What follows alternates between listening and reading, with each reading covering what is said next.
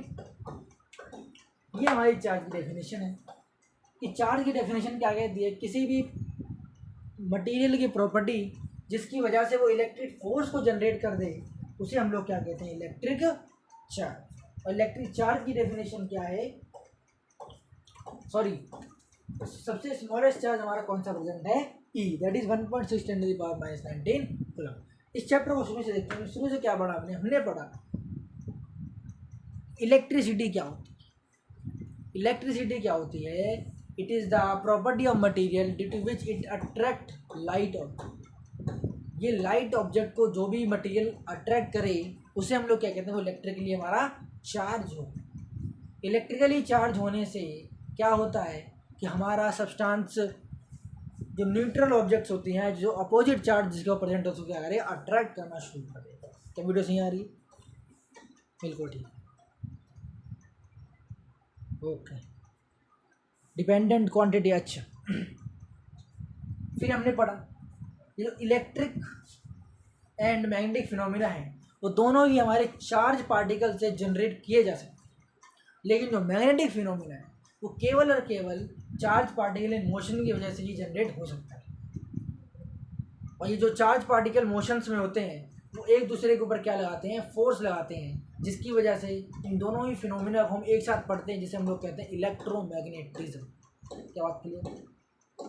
आज आपका सिर्फ 2 टॉपिक हुए हैं, that is electric force, sorry electric charge, and the second term is electricity.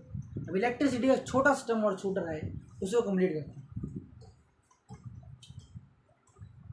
समझ आ रहा है? नहीं समझ आ रहा?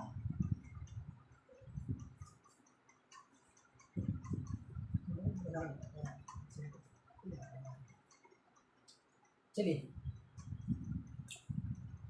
इलेक्ट्रिसिटी जो होती है,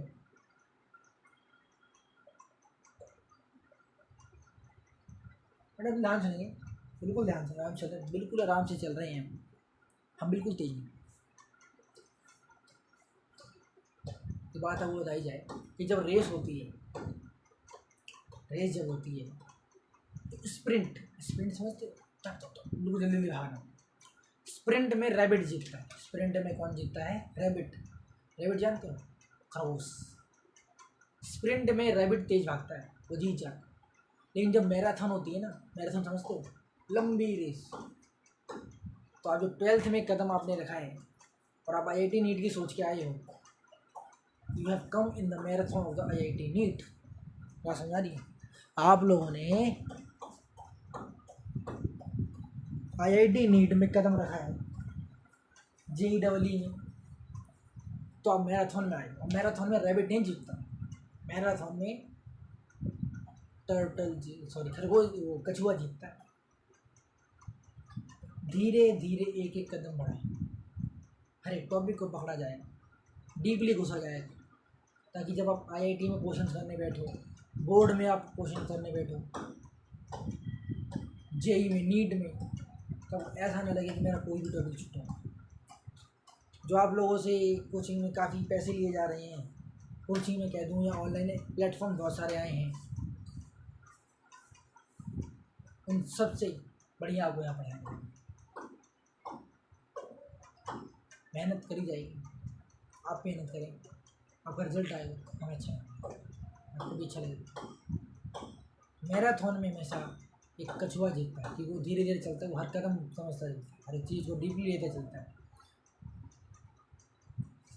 और जो रैबिट होता है उसको स्प्रिंट की आदत होती है, वो जल्दी भागना चीज करता है, और जल्दी भागने वो काफ़ी छोड़ देता है, हम नहीं छोड़ेंगे। बात समझ। इलेक्ट्रिसिटी को हम डिफाइन कर रहे हैं, इलेक्ट्रिसिटी को हम दो चीज़ों में डिफाइन करेंगे, फ्रिक्शनल इलेक्ट्रिसिटी और स्टैटिक इलेक्ट्रिसिटी। इलेक्ट्रिसिटी जो है बेटा हमारी दो तरह की होती है। इलेक्ट्रिसिटी जो हमारी होती है वही दो तरह की होती है, फ्रिक्शनल इलेक्ट्रिसिटी और स्टैटिक इलेक्ट्रिसिटी।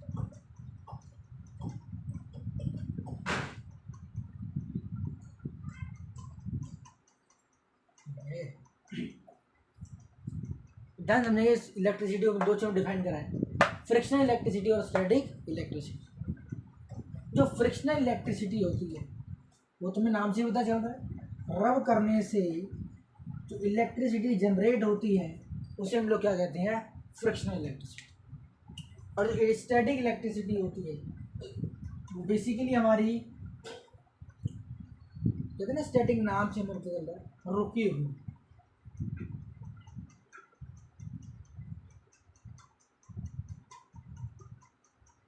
रुकी हुई जो स्टैटिक इलेक्ट्रिसिटी होती है ये शॉर्ट टर्म इलेक्ट्रिसिटी होती है, जैसे शॉर्ट टर्म इलेक्ट्रिसिटी।